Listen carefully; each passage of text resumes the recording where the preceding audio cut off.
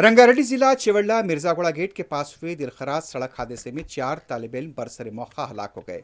तफसीलात के मुताबिक सूर्या तेजा, सुमित, निखिल और रोहित कार में मुकिला से हैदराबाद आ रहे थे। उनकी कार बेकाबू होकर पहले डिवाइडर और फिर दरख्त से टकरा गई।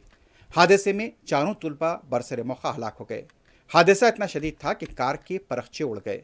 बड़ी मशक्कत से गाड़ी से लाशों को बाहर निकाला गया। इस हादसे में 20 साल तालिबा नक्षत्रा भी जख्मी हुई हैं। उसे खानगी हॉस्पिटल मुंतकिल किया गया।